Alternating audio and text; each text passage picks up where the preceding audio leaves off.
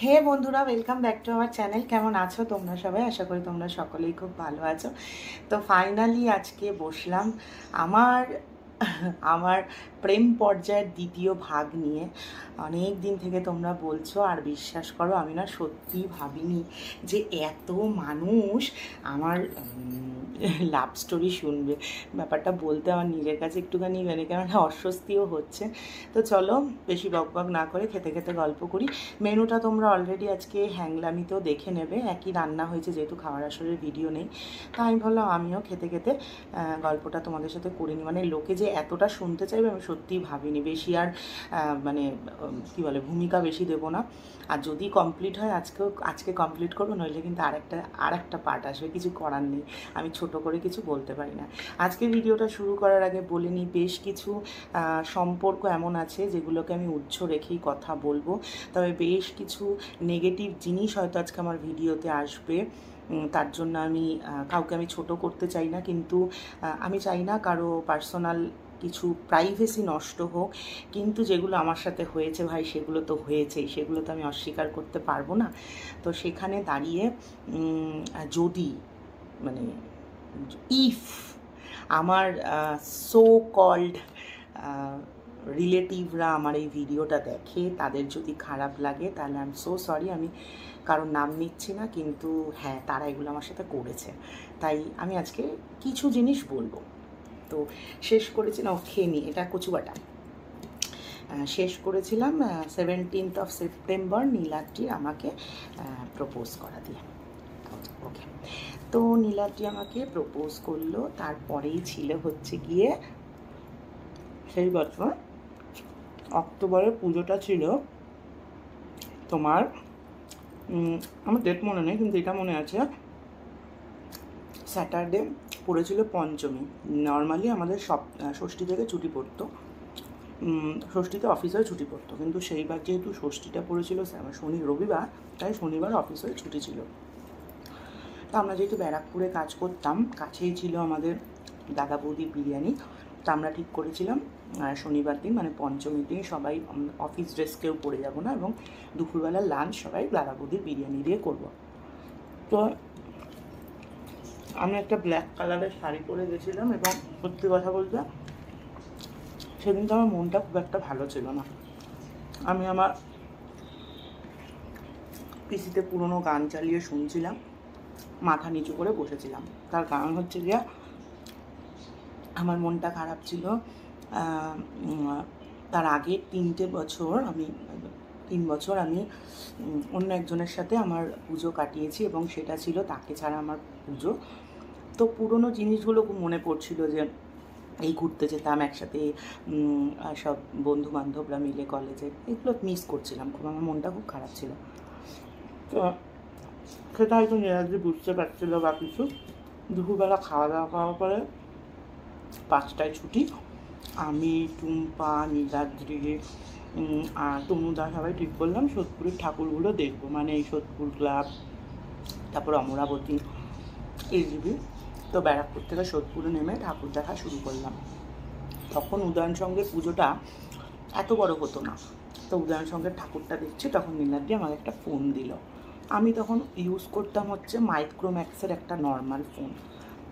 নীলাদ্রি আমাকে একটা ফোন দিল। আর যেহেতু আমরা সার্ভিস সেন্টারে কাজ করতাম, তো মানে কি বলবো, চেকিং পারপাসে আমাদের কাছে অনেক ভালো ভালো, মানে যারা টেকনিশিয়ান ছিল তাদের কাছে অনেক ভালো ভালো ফোন থাকতো, মানে ওরা চেকিং করতো। নীলাদ্রি আমাকে একটা ফোন দিয়েছিল, সেই সময়কার সবথেকে দামি ফোন, N95 নোকিয়া। এটা দিয়ে বললো আমরা তো পুজো একসাথে কাটাবো না, তো এই ফোনটা তুমি নিয়ে যাও, তোমার গোটা পুজোতে তুমি সমস্ত তোমার পছন্দের ছবি তুলবে, পরে আমি সেই ছবিগুলো দেখব। তা আমি তো নিতে চাইছিলাম না, বললো রাখো, আমি তোমাকে গিফট দিচ্ছি না, এটা আমাদের চেকিং পারপাসের ফোন, পুজোর পরে এটা ডেলিভারি আছে, তুমি এটা এখন চেকিং করবে। ঠিক আছে, নিলাম। সপ্তমী অষ্টমী আমি তো ঘোলাতে যে দিদার বাড়িতে থাকতাম, ওখান থেকেই পুজো কাটালাম। নবমীর দিন সকালবেলা এই পুজো তো মাঝখানে একটা ঘটনা হয়েছিল, সেটা আমি এখন বলছি না। নবমীর দিনকে আমাকে সকালে নীলাদ্রি ফোন করলো, বললো পরিবারের সাথে পুজো কাটানো হয়েছে? আমি বললাম হ্যাঁ। বললো যদি সম্ভব হয় তাহলে চলো আমরা বেরোই। কিন্তু আমি তো নীলাদ্রির সাথে একা বেরোবো না, কারণ তখনও মানে ভালো লাগছে, কিন্তু ভালোবাসছি কি না সেটা বলতে পারবো না। তো বলো আমরা বেরোই। এবারে আমি তো একটু দোনো করছি, দেখছি কী করবো না করবো। বললো কি নীলাদ্রি নিজে বললো চিন্তা নেই, আমি আর তুমি একা বেরোবো না, আমাদের সাথে তনুদাও বেরোবে, আমি তুমি তনু ঠাকুর দেখতে যাবো। তাই বললাম কোথায় ঠাকুর দেখতে যাবো? বললো যে চলো কলকাতায় যাই, তোমার এই বিধাননগরের দিকটা ঠাকুর দেখবো। তো আমি তার আগে কখনো কলকাতায় ঠাকুর দেখিনি সেইভাবে, বিধাননগরের সাইডটাতে আমরা যেতাম ওই ফিয়ালদা ঠাকুর দেখতাম, দেখে চলে আসতাম। তো সেই বছর প্রথম আমি বিধাননগরের ঠাকুর দেখলাম নীলাদ্রির সাথে, এবং আমার মনে হলো কোনো একটা জায়গাতে নীলাদ্রি মানে এটা চেষ্টা করছিল যে আমার যেন পুরনো স্মৃতিগুলো আমি না মনে করতে পারি। এরই মধ্যে নবমীর দিন সকালবেলা আমার সেই পুরনো বন্ধু, তখন তো এত হোয়াটসঅ্যাপ ছিল না, আমাকে একটা মেসেজ করলো। মেসেজে লেখা ছিল ভালো আছি, ভালো থেকো, আকাশের ঠিকানায় চিঠি লেখো, বিকেলবেলা ঘুরতে যাব নতুন প্রেমিকের সাথে। আর সকালবেলা মেসেজ করেছে আমার পুরনো বয়ফ্রেন্ড। আমি মানে কী বলবো, কিন্তু আমি জানতাম যে আমাদের ওই সম্পর্কটা কোনো দিনই হবে না, এবং ওটা জাস্ট একটা পিছুটান আমার এবং ওর দুজনেরই। তো যাই হোক, সমস্ত কিছু কাটিয়ে ঠাটিয়ে ঠাকুর ফাকুর দেখলাম। এটা গেল আমাদের প্রথম পুজো আমার আর নীলাদ্রির। এবার আসি মজার থেকে একটু অন্যরকম ব্যাপার। বেসিক্যালি আমি অত তাড়াতাড়ি বিয়ে করতাম না। আমি সদ্য কাজবাজ শুরু করেছিলাম, আমার ইচ্ছে ছিল আমি অনেক কিছু করছিলামও। আমি এসে আমার বাড়িতে আগে উনুনে রান্না হতো, আমি চাকরি করার পরে গ্যাস নিলাম, আমি চাকরি করার পর ফ্রিজ কিনলাম, আমাদের আগে ওই ট্রাঙ্কে জামা কাপড় রাখা হতো, আমি চাকরি করতে করতে আলমারি কিনলাম, টুকটুক করে করছিলাম সমস্ত কিছু। তো এবার কী হলো, কিন্তু আমার বাবা একটু অন্য প্রকৃতির মানুষ ছিল। হ্যাঁ, পুরোটা খারাপ ছিল এখন আর বলবো না, কারণ যখন বেঁচে ছিলেন তখন মনে হতো আমার সবথেকে অপছন্দের মানুষ। কিন্তু একটা মানুষ যখন চলে যায় তার পজিটিভ দিকের সাথে সাথে তার নেগেটিভ দিকের সাথে সাথে পজিটিভ জিনিসগুলো তখনও নজরে পড়তে থাকে। সেই সময়টাতে হয়তো আমার পড়েনি, কারণ উনি যখনই মানে একটু ড্রিঙ্ক করতেন তখন অন্য দুনিয়ার মানুষ হয়ে যেতেন। তো এইরকমই একটা দিন ছিল 31st নাইট। আমরা অফিস থেকে আসছি, আমি বলছি নীলাদ্রিকে বলছি আমি তখন যে আমি এরকম যদি আজকে আমরা যদি আজকে রাত্রিতে একসাথে থাকতে পারতাম, মানে কোথাও ঘুরতে যেতে পারতাম। তখন সবাই পার্ক স্ট্রিট যেত। তারপর তো গিয়ে বুঝলাম মানুষ কী করতে পার্ক স্ট্রিট যায় 31st বা 25th। খুব মনে হচ্ছিল। তো নীলাদ্রি বলছে ঠিক আছে পরের বছর যাবো। আমি বাড়ি ঢুকলাম, বাড়ি ঢুকে এক কথায় দু কথায় আমার বাবার সাথে আমার লেগে গেল তুমুল ঝগড়া। তখন তো আমি বড় হয়েছি অনেকটাই, এবং চাকরি বাকরি করছি, হয়তো সচ্ছলতার কারণেই এরকম একটা ডিসিশান নিতে পেরেছিলাম। তার আগে এই ডিসিশানটা আমার নেওয়ার ক্ষমতা ছিল না। এবার বাবার সাথে প্রচণ্ড ঝামেলা অশান্তি হলো, বাবা আমাকে খুব মারধর করলো। তখন কিন্তু আমি চাকরি করছি, খুব মারধর করলো। আমি রাগের চোটে ঘর থেকে বেরিয়ে গেলাম। মা বলছে যাস না, কোথায় যাচ্ছিস কোথায়, আমার কোনো কথা নেই, আমি জাস্ট বেরোলাম। এর আগে এক তো আমি ফাইন্যান্সিয়ালি স্টেবল ছিলাম না, প্রথম কথা। দ্বিতীয় কথা, আমি হয়তো মেন্টালিও স্টেবল ছিলাম না। আমি কখনো এরকম ভাবিনি যে আমার পাশে কেউ আছে।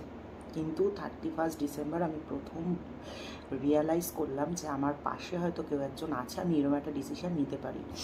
বাড়ি থেকে বেরিয়ে গেলাম, বেরিয়ে আমার বাড়ির থেকে হয়তো মিনিট 4-5 এসেছি, নীলাদ্রি আমাকে ফোন করলো রাত্রিবেলা। ওই যেমন প্রথম প্রথম প্রেমে হয় না, খেয়েছো, ঘুমিয়েছো, কিছু করেছো, ওইরকম কল রাত্রিরে, যেটা প্রত্যেক দিন রাত্রিবেলা হতো।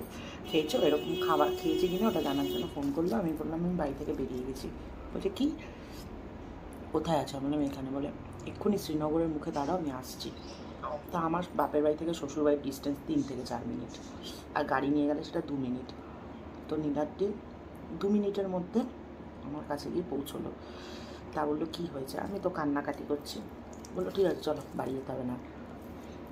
বলে আমাকে নিয়ে রাত্রিবেলা ঘুরছে, পানিহাটি মেলায়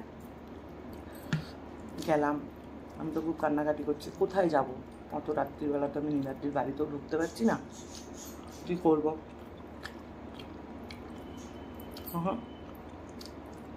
1 জানুয়ারি হয়ে গেছে। তো এবার দিদার বাড়িতে যাব, দিদার বাড়ির বাইরের গেটে তালা পড়ে গেছে তখন, মানে আমি চিৎলে গলা বন্ধ করে দিলেও কেউ শুনতে পাবে না, আমার আর যাওয়ার জায়গা নেই। তখন আমি বাড়িতে, এইখানে নীলাদ্রির বাড়িতেও আসতে পারছি না, যেহেতু আমি আর নীলাদ্রি একা। তখন আমাদের অফিসে একটা ছেলে কাজ করতো, বাচ্চা ছেলে, ভাইয়ের মতো, রনো, ওর সাথে দেখা হলো। বললো আরে বৃষ্টিতে কী হয়েছে? আমি বললাম আমার বাড়িতে ঝামেলা হয়েছে, এমন ব্যাপার। আর আমার সেরকম কোনো বন্ধু বান্ধব ছিল না যার বাড়িতে গিয়ে আমি রাতে থাকবো। আমি আগাগোড়াই হয়তো একা, আত্মীয় স্বজনও কেউ ছিল না। তো তখন আমাকে নীলাদ্রি বলে চলো আমার বাড়িতে চলো, রাত্রিরে থাকবে। আমি তো যেতে আসতে চাইছি না, বলছে আজ না হয় কাল তো থাকতেই হবে, চলো। কিন্তু কোনো একটা জায়গা একটু ভয় করছে, কারণ আমি যখন ঢুকবো তখন আমার শ্বশুর গেটটা খুলে দেবে, কোন পরিচয়ে ঢুকবো? ওই দিনের বেলা ঠিক আছে, রাত্রিবেলা হতো, রাত্রিরে। তখন রনো আমাদের সাথে এলো, রনো আমি আর নীলাদ্রি 3 জনে মিলে আমার শ্বশুর বাড়িতে এলাম। আমার শ্বশুর গেট খুললো এবং একটাও প্রশ্ন করেনি কী হয়েছে না হয়েছে, যেহেতু হয়তো 31 নাইট ছিল, ভেবেছিল হয়তো ঘুরতে ঘুরতে গেছে সবাই মিলে। এসছি, আসার পরে হ্যাঁ, আমি তার আগে আমার শ্বশুরবাড়িতে এসেছি। আমার ভিডিও শুনে আমার যারা পরিচিত লোক তারা ভাববে দেখো ঘোমটার তলায় ক্যাপ্টার নাচন দেখাচ্ছে, এমন ভাব দেখাচ্ছে মনে হয় আগে কোনোদিনও শ্বশুরবাড়িতে আসেনি। হ্যাঁ এসেছি, বহুবার এসেছি, কিন্তু কখনোই মাঝরাত্রিরে আসিনি, ওই রকম রাতের অন্ধকারে আসিনি। তো তখন আমি বাড়িতে ঢুকলাম এবং আমার অসম্ভব খিদে পেয়েছে, কোনো দোকান খোলা ছিল না সেই সময়, প্রচণ্ড জোরে খিদে পেয়েছে, আমি খিদে কাতরাচ্ছি। নীলাদ্রি, আমি ঘরে বসে রয়েছি, আমি আর রনো গল্প করছি। নীলাদ্রি নিচে গেল রান্নাঘরে, ওদের তো তখন রান্নার মাসি ছিল, রান্না করে দিয়ে যেত, কিছুই ছিল না, ঠিক এই কটা ভাত ছিল, ঠিক এই কটা। ওই ভাতটুকুনিকে গাজর, ফুলকপি সমস্ত কিছু দিয়ে ভাত ভাজার মতো করে এনে আমাকে দিয়ে বললো কিছু তো নেই। আর তখন তো এত জোম্যাটো সুইগি ছিল না যে খাবার অর্ডার করা যেত, যে তুমি এটা খাও। তা ওই সময় ওই খাবারটা আমার কাছে যেন অমৃত ছিল। এইবারে আমার মা তো জানতো যে আমার সাথে নীলাদ্রির একটা রিলেশান আছে বা কিছু মানে হয়েছে, কিন্তু নীলাদ্রির বাড়িটা চিনতো না। কিন্তু মা জানতো যে নীলাদ্রির বাড়ি পুরনো পোস্ট অফিসে। এবার মা খুঁজতে খুঁজতে চলে এসছে, আমার ফোন সুইচ অফ, খুঁজে পাচ্ছে না। আমার মা ঠিকই বুঝতে পেরেছে নীলাদ্রির সঙ্গেই আছে। এবার মা চাইছিল না যে আমি কোনো রকম ভুল ডিসিশান নিই, কারণ আমিও মায়ের একমাত্র মেয়ে, মা অনেক কষ্ট করেছে, মা চায় না আমি কখনো পালিয়ে বিয়ে করি বা কোনো কিছু করি। মা সবসময় বলতো যদি কাউকে ভালোবাসিস আমাকে বলবি, আমার সামর্থ্য অনুযায়ী আমি তোকে বিয়ে দেবো। তো আমার মা খুঁজতে খুঁজতে চলে এসছে। আমাদের বাড়ির এই পাশে তখন একটা মাঠ ছিল, ঠিক আছে, তা মাঠে আমার বরের বেশ কিছু পরিচিত এবং আমার বরের নিজের লোক একজন, সে ওখানে পিকনিক করছিল বন্ধুদের সাথে। এবার আমার মা এসে আমার বরের যে নিজের লোক তাকেই জিজ্ঞাসা করছে আচ্ছা এখানে নীলাদ্রি চক্রবর্তীর বাড়িটা কোথায়। তার আগে সেই ব্যক্তি তো দেখেছে যে তার নিজের লোকটি আমাকে নিয়ে তার বাড়িতে ঢুকেছে, সে তো দেখে নিয়েছে। চলো এইটুখানি বলাই যায়। আমার দেওর, ঠিক আছে। তো তো এবার দেওরকে এসে আমার মা জিজ্ঞাসা করছে, আচ্ছা তুমি এখানে নীলাদ্রি চক্রবর্তীর বাড়িটা কোথায়? তো বলছে যে সে বলছে যে কেন কী হয়েছে? বলছে না এমনি একটু দরকার ছিল, ওর ফোন নাম্বারটা পাওয়া যাবে। তো তারপরে আমি জানি না যে সে আমার ফোন করে বলেছিল কি না যে এরকম এসছে বা কিছু, আমি ওই ব্যাপারটা আমি জানি না। হয়তো নীলাদ্রি বলেছিল যে হ্যাঁ আমার সঙ্গে আছে, চিন্তা করতে না বা কিছু। মা বাড়ি চলে গেছিলো। এবার পরের দিন সকালবেলা আমি ফোন খুলেছি, দিদার বাড়িতে চলে গেছি সকালবেলা উঠে। তা মা বলছে, আমাকে বলছে যে তাই করিস বলতো, যখন বলতো তোমাকে আর বাড়ি যেতে হবে না, তুমি জিনিসপত্র নিয়ে আসো, আমার হ্যাঁ এখানে থেকে যাও। যেই ভয়টা মা পাচ্ছিল, মা আমি পরের দিন দিদার বাড়িতে চলে গেছি। মা আমাকে বলছে যাই করিস, এতদিন তো সহ্য করেছিস, আর কটা দিন কর, ভুলকি পালিয়ে বিয়ে করিস না, এরকমভাবে বিয়ে থা করিস না, লোকে খারাপ বলবে, সবার তোর দিকে নজর, অনেক কষ্ট করে বড় করেছি তোকে, এইসব বলছে। তখন এখন ঠিক আছে আমি বাড়ি যাবো না, আমি দিদার বাড়িতে থাকবো। দিদার বাড়িতে রয়েছি। তখন বাবা এসে বললো হ্যাঁ বাড়ি চ, অনেক দিন বাদে, অনেক হয়েছে। বাবা বলার পরে আমি বাড়ি গেলাম। এবার ব্যাক টু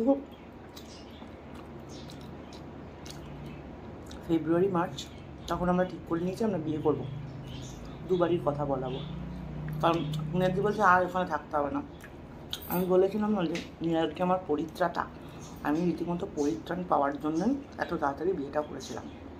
তো তারপর ওখান থেকে এইবার শুরু হলো আমার দোটানা। কেন বলছি, আমার শ্বশুর আমায় দেখেছে, আমার বাড়িতে যারা মানে আমাদের সেই সময় ফ্যামিলিতে 4টে মেম্বার ছিল, আমি, আমার বর, আমার শ্বশুর এবং তার ছোটো ছেলে। তো তখনও তো আমার বিয়ে হয়নি, তো বাকি দুজনের সাথে আমার পরিচয় ছিল, কিন্তু কনভারসেশন শুধু নীলাদ্রির ভাইয়ের সাথে হতো। আমরা ঘুরতে গেলাম জানুয়ারি মাসে, নীলাদ্রির ফ্যামিলি বেশ কয়েকজন মিলে এবং আমার মাস্তুতো বোন টোন সবাই মিলে আমরা ঘুরতে গেছিলাম। মানে নীলাদ্রির সাথে আমার ওই বাইরে ঘোরা মানে দুবার, ওর ফ্যামিলি আমার ফ্যামিলি, আলাদা করে কখনো ঘুরতে যাইনি আমরা, হয়তো সময় পাইনি। আর এখন তো যদি মজা করার ইচ্ছে হতো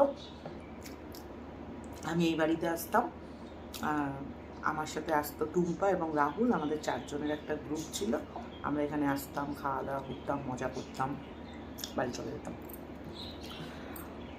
তো আমি বলেছি আমি যতটুকুনি পারবো বলবো, ফিল্টার করবো না কিছু। কারণ অনেকে ভাবে বাবা দেখো ঘুমটার তলায় গামটা নাচন দেখাচ্ছে, এই জন্য বলে দিলাম।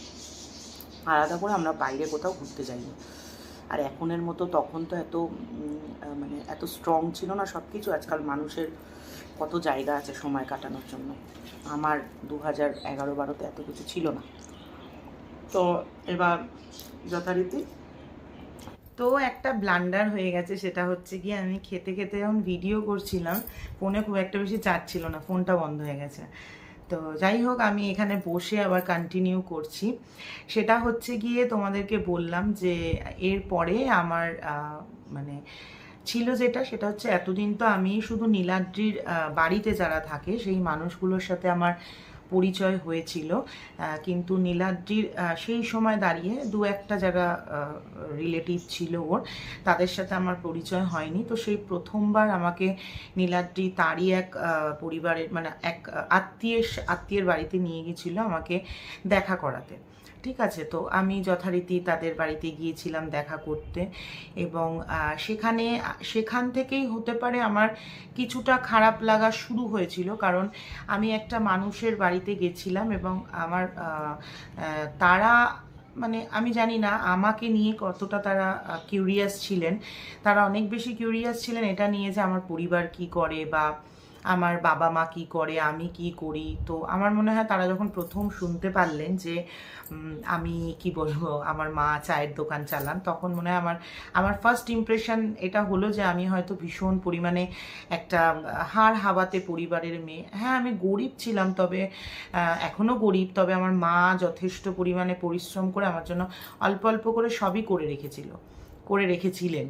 তো যাই হোক, তো আমাকে তারা প্রথম তাদের সাথে আমার যখন ইন্ট্রোডাকশান হলো, কথাবার্তা হলো, আমার শ্বশুরবাড়ির প্রতি বা আমার শ্বশুরের প্রতি আমার ইমপ্রেশন খুব একটা ভালো জমলো না। কারণ আমার মনে হতে থাকলো যে হ্যাঁ, আমার শ্বশুর না একটু কিপ্টে ছিলেন, আমার শ্বশুর একটু কিপ্টে ছিলেন, তবে যত সময় গেছে তত মনে হয়েছে যে যতটা আমাকে খারাপ বোঝানো হয়েছিল বা যতটা আমাকে খারাপ ভাবানো হয়েছিল অতটাও হয়তো তিনি নয়। তো এমন বেশ কিছু জিনিস তারা আমাকে সেই সময় বলেছিলেন আমার শ্বশুরবাড়ির লোকজনদেরকে নিয়ে, যেগুলো আমি হয়তো এখন রিভিল করতে চাই না বা বলতে চাই না, কারণ সেগুলো খুবই প্রাইভেট আমাদের পরিবারের, মানে আমার শাশুড়ি ওরিয়েন্টেড অনেক কিছু, যেগুলো আমি চাই না সোশ্যাল প্ল্যাটফর্মে বলতে। তো এবার তখন আমার একটু খারাপ লাগা শুরু হলো। যাই হোক, তারপরে এলো এপ্রিল মাস, আমাদের পাকা কথা হলো আমাদের সকলের, মানে আমাদের দুজনের পরিবারের তরফ থেকে, এবং সেখানে খুব সুন্দর করে আমার শ্বশুর তো বলেননি, কিন্তু বাকি যারা যে কজন মানুষ নীলাদ্রির তরফ থেকে ছিল তারা ইনডাইরেক্টলি পিঞ্চ করে করে বারবার এইটা বুঝিয়ে দিচ্ছিলেন, মানে এটা জানতে চাইছিলেন যে আদৌ আমার মা কিছু দেবেন কি না। কারণ বারবার বলছিল যে এ কথাটা বলা হচ্ছিল যে মেয়েকে যা দেবেন মেয়েকে দেবেন, আজকাল কে আর কে বা দেনা বাওনার কথা আর কজন বলে, খাট আলমারি ওইসব তো মানুষ দেয়। এবং এই সেম জিনিসটা যে মানুষগুলো আমাকে বলেছিলেন, সেই মানুষগুলো সেম জিনিসটা তাদের নিজেদের বাড়ির লোকের যখন বিয়ে হয়েছিল তারাও এই জিনিসটা করেছিল।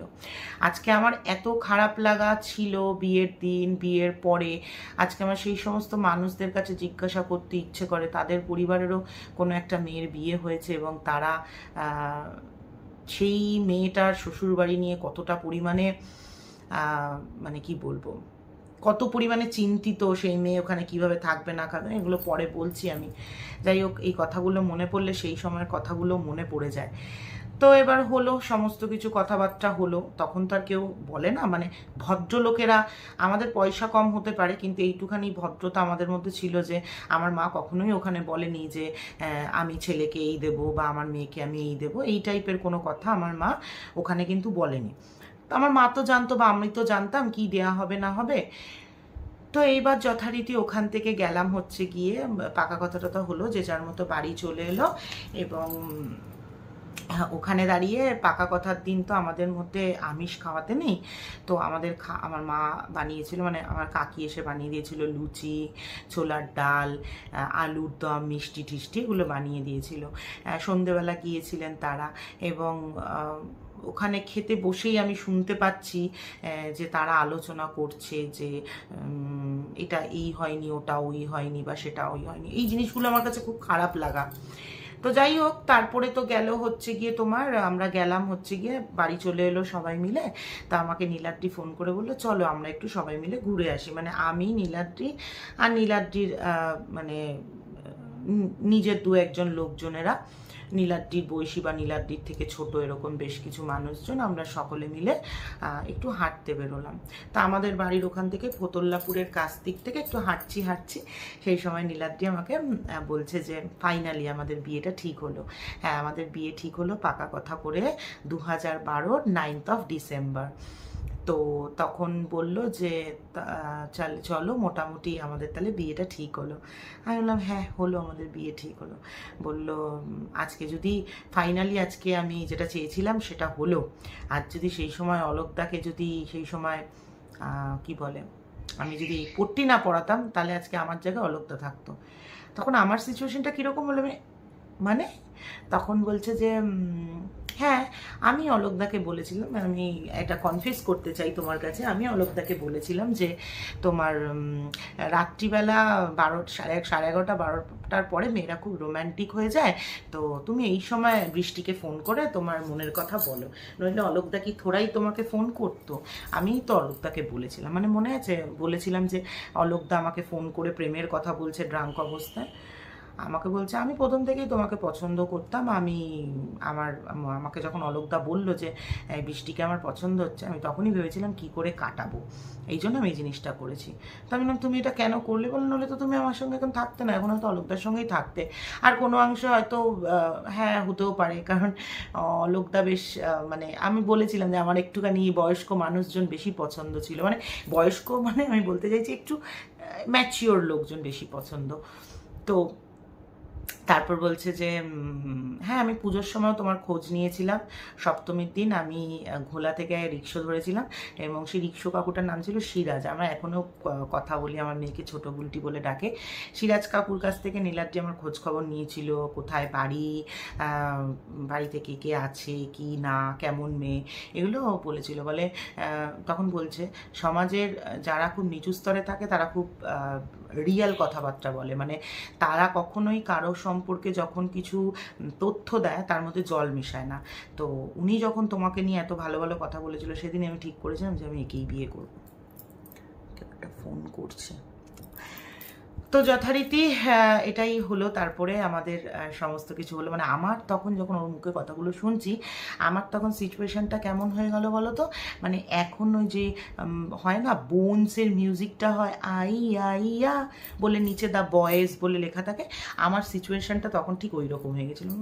মানে এটা কি, মানে এটাই তখন বলেছিলাম না যে এইটার যে কি ব্যাপার সেটা পরে বলবো, এখন এটা রিভিল করলাম। নীলাদ্রি এই পুরো ব্যাপারটা করেছিল অলোকদাকে দিয়ে, যাতে অলোকদার সাথে আমার রিলেশনটা না হয়।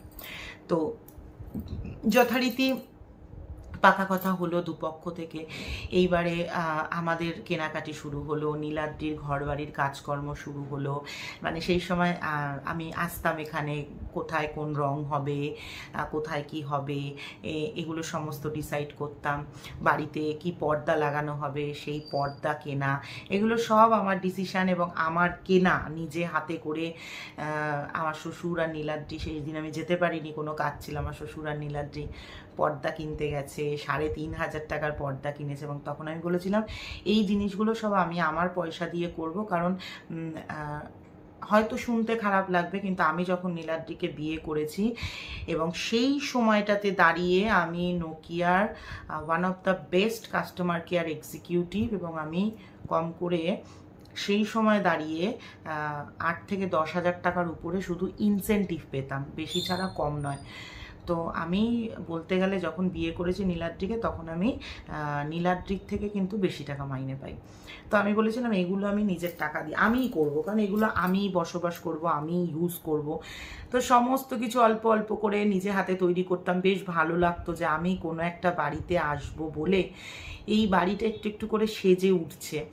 এটা আমার কাছে একটা অনেক বড় পাওনা ছিল। মানে ধরো দাঁড়াও একটুখানি, মানে আমি যখন প্রথম এখানে এসেছিলাম তখন আমাদের এই ঘরটাতে, মানে দোতলাটার নিচে যখন মেঝে করা হয়েছিল, তার হয়তো কিছু পরে পরেই আমার শাশুড়ি চলে গিয়েছিলেন, যার ফলে এই মেঝের যে মাটিটা দিয়ে যে জলটা ধরে রাখা হয়েছিল, সেই মাটিগুলো এখানে ছিল, জল শুকিয়ে গিয়ে মাটি শুকিয়ে গেছে, সেগুলো সমস্ত পরিষ্কার করেছিল আমার বিয়ের আগ দিয়ে এসে।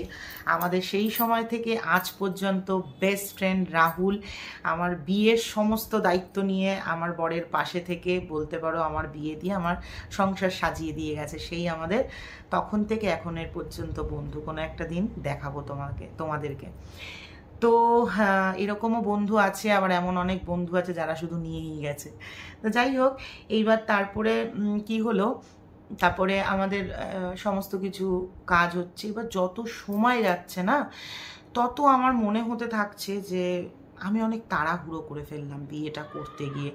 আমি হয়তো নীলাদ্রিকে ঠিক করে চিনতেই পারিনি, ঠিক করে জানতেই পারিনি, বা ঠিক করে বুঝতেই পারিনি, বা হয়তো মানে এমন অনেক জিনিস সেই সময় দেখছিলাম যেগুলো আমার মনে হচ্ছিল যে এই এই নীলাদ্রিটাকে হয়তো আমি চিনি না। মানে যেমন ধরো প্রথম প্রথম ঝগড়া হলে ও ফোন করতো বা ও মানাতো, তারপর যখন বিয়ে থা ঠিক হয়ে গেল তখন দেখলাম ফোনের পরিমাণটা কমে গেল, বা আমি যদি রাগ করতাম আমাকে আর কল ব্যাক করতো না, বা ঝগড়া করে ফোন সুইচ অফ করে আমি ভাবছি হয়তো আমার জন্য কষ্ট পাচ্ছে, আমি দেখা করতে চলে এসেছি, এসে দেখছি ও আমাদের পাশের মাঠে ক্যারাম খেলছে বা ভলিবল খেলছে। তার মানে তখন আমি মনে করতাম, আগে যখন আমাকে ফোন সুইচ অফ করে দিত আমি চিন্তা করতাম, ভাবতাম একা বাড়িতে রয়েছে, তার মানে তখনও এই জিনিসগুলোই হয়তো করতো, কিন্তু আমার সামনে প্রিটেন্ড করতেও কষ্ট পাচ্ছে। এই এমন অনেক জিনিস যেগুলো দেখতে থাকলাম, আমার মনে হলো যে আমি ভুল করছি না তো, বা আমি অনেক তাড়াহুড়ো করে ফেললাম না তো। এই জিনিসগুলো আমার মাথায় একটু একটু একটু করে কাজ করছিল। তারপর এমন অনেক জিনিস ছিল যেগুলো আমার মনে হচ্ছিল যে নীলাদ্রি ভীষণ পরিমাণে ভীষণ ভীষণ মানে ওর মধ্যে না ভীষণ ল্যাথার্জি কাজ করে। ওর যে কোনো জিনিসে, যেমন আমি এখন ওর কাছে এই তো করছি, এই তো করব, এই তো পরে করছি, যেগুলো হয়তো বিয়ের কথা হওয়ার আগে আমার নজরে খুব একটা পড়েনি, কিন্তু যখন সব কিছু ঠিকঠাক হয়ে গেল না, তখন আমার মনে হলো যে এগুলো যেন আমার চোখে বেশি করে পড়ছে। মানে ধরো আমি বললাম, কি গো তোমার কি বিয়ের আগে মানে নীলাদ্রি ওই মিস্ত্রির কি ওই কাজটা হয়েছে? কারণ টাইম তখন চলে এসছে প্রায়, ও হয়ে যাবে। আর এটা ঠিক কথা, নীলাদ্রি এরকম বলে, কিন্তু সত্যি হয়ে যায় সব, কিন্তু তখন তো আমি ওটা নিতে পারছি না। ও হয়ে যাবে, তুমি চিন্তা করো না। মানে বিয়ের 11 দিন বাকি, তখনও ওদের ক্যাটারিংয়ে কথা হয়নি, তখনও ওদের বিয়ে বাড়ি বুক হয়নি। আমি বলছি আর 11 দিন বাকি বিয়ের, ও হয়ে যাবে, তুমি চিন্তা করো না, ও হয়ে যাবে, তুমি চিন্তা করো না। মানে আমার শ্বশুরই তো বেশিরভাগ 90% খরচা আমার শ্বশুরই দিয়েছে বিয়ের। তো সেই সময় একটা প্রবলেম হচ্ছিল, আমার শ্বশুরের লোনটা স্যাংশন হচ্ছিল না, বিয়ের জন্য যে লোনটা করিয়েছিল। মানে আমার রবিবার বিয়ে ছিল, শুক্রবার দিন আমার শ্বশুরের লোন স্যাংশন হয়েছে, মানে বুঝতে পারছো তো। তো বিয়ের 1 মাস আগে আমি মাকে বলছি, মা বিয়েটা না তুমি ক্যান্সেল করে দাও। মা বলছে তুই কি পাগল হয়ে গেছিস? আমি বলছি যে, আর আমার মা যতদিন আমার বাবা বেঁচে ছিল ততদিন আমার মা আমার সব থেকে ভালো বন্ধু ছিল, আমি আমার মায়ের কাছে সব কিছু শেয়ার করতে পারতাম। কিন্তু আমার বাবা চলে যাওয়ার পরে ইকুয়েশনটা চেঞ্জ হয়ে গেছিলো অনেকটা, এখনও অনেকটাই চেঞ্জ। তো যাই হোক, আমি তখন বলছি যে আমার বিয়ে করতে ইচ্ছা করছে না, আমার মনে হচ্ছে আমি অনেক তাড়াহুড়ো করে ফেললাম। মা বলছে হ্যাঁ লোকজন বলা হয়ে গেছে, সব হয়ে গেছে, এখন আর এরকম কিছু হয় না, এরকম হতে পারে না। তখন আমি নিজেকে প্রশ্ন করছি যে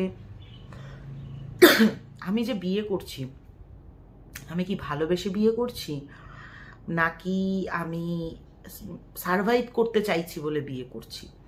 এই প্রশ্নগুলো কন্টিনিউয়াসলি আমার মাথার মধ্যে ঘোরাফেরা করছে। আমি কেন বিয়ে করছি? আমার নীলাদ্রি আমাকে কি ভালোবাসে আদৌ? বা কেন পুরো ব্যাপারটা এত তাড়াতাড়ি হয়েছে না আমাদের, যে আমি এই ক্যালকুলেশনগুলো করার সময়ই পাইনি। ক্যালকুলেশনটা করেছি যখন আমাদের বিয়ের সমস্ত কথাবার্তা হয়ে গেছে, এত হড়বড়ি করেছি আমরা। তো সমস্ত কিছু হলো, ফাইনালি বিয়ে ঠিক হচ্ছে। আমার প্রশ্ন আসছে না মনে, যখন অ্যারেঞ্জ ম্যারেজ করে লোকে, মানে লাভ ম্যারেজ করে, শুনতে পায় শ্বশুর বাড়ি থেকে এই হয়েছে ওই হয়েছে। তো আমি কখনোই শুনছি না যে নীলাদ্রি আমাকে বলছে যে বাবা তোমার জন্য এটা বানিয়েছে বা বাবা তোমার জন্য এটা করছে। তা আমি জানতাম যে আমার শ্বশুর ভীষণ কিপ্টে, এবং আমার মধ্যে এই জিনিসটা আমার মাথায় ঢুকিয়ে দেওয়া হয়েছিল যে আমার শ্বশুর আমায় কিছু দেবে না, এবং আমার শ্বশুর প্রচণ্ড কিপ্টে প্রকৃতির মানুষ। অথচ সেই মানুষটাই বাড়ি ঘর করছে, সমস্ত কিছু করছে, ছেলের বিয়ে দিচ্ছে, বাট ওগুলো আমার কাছে নজরে আসছিল না। আমার নজরে তখন শুধু আমি, যে আমাকে হয়তো কিছু দেবে না। এবং আমি তখন ভাবলাম যে আমার দরকার নেই, আমার এক্সপেকটেশন লেভেলটা খুব কম, বা আমি যখনই এক্সপেকটেশন করি নীলাদ্রি আমাকে থামিয়ে দেয়। তো আমি জানতাম নীলাদ্রি আমাকে কিছু না কিছু একটা দেবে। তো নীলাদ্রি আমার জন্য একটা এরম বড় একটা আংটি বানিয়েছিল। তো তখন আমি নীলাদ্রিকে এবার কত প্রেশার দেবো, বিয়ের সমস্ত কিছু অনেক কিছু আছে যেগুলো ওর খরচা রয়েছে।